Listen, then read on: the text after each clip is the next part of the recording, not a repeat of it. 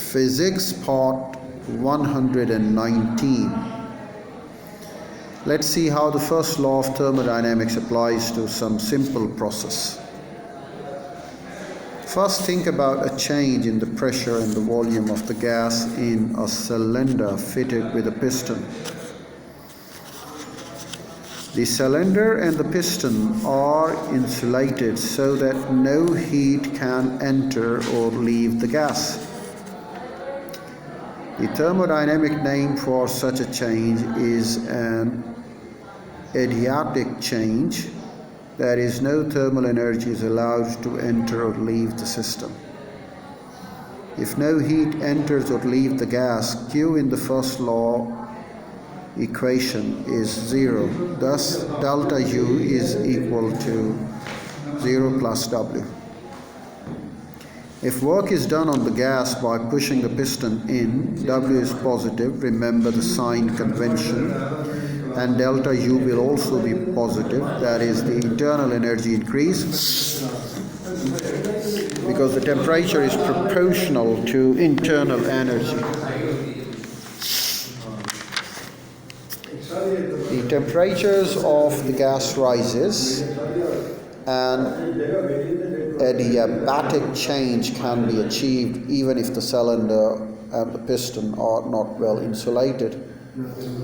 Moving the piston rapidly so that the heat has no time to flow in or out is just as effective. You will have noticed that a cycle pump gets hot as a result of brisk pumping.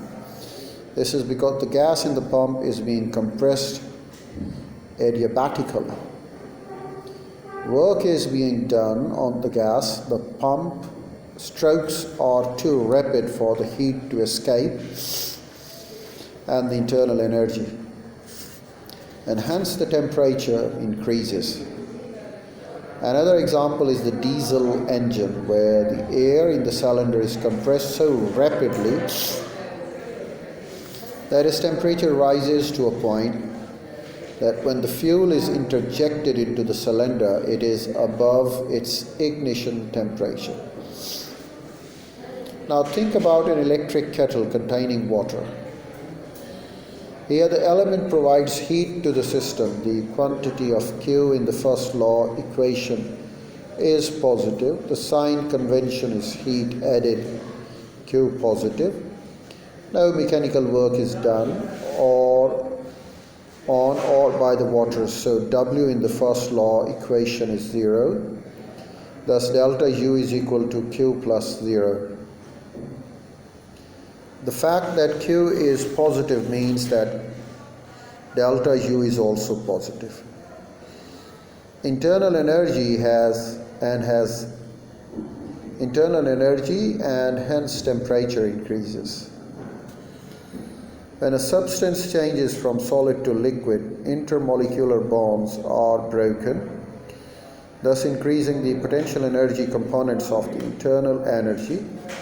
During the melting process, the temperature does not change, and therefore the kinetic energy of the molecules does not change. Most substances expand on melting, and thus external work is done. By the first law, thermal energy must be supplied to the system, and this thermal energy is latent heat. Volume changes associated with the evaporation are much greater than those associated with melting. The external work done is much greater during the vaporization, and thus latent heat of the vaporization is much greater than the latent heat of fusion. We've got an example for you. 200 joules of heat is added to a system which does 150 joules of work. Find the change in internal energy of the system. We use the first law of thermodynamics in the form delta U is equal to Q plus W, with the sign convention that Q is positive and heat supplied to the system, and W is positive if the work done on the system. Here Q is equal to 200 joules and W is equal to minus 150 joule. The system is doing the work, hence the minus sign, therefore delta U is equal to 200 minus 150 is equal to 50 joule. This change in the internal energy is an increase.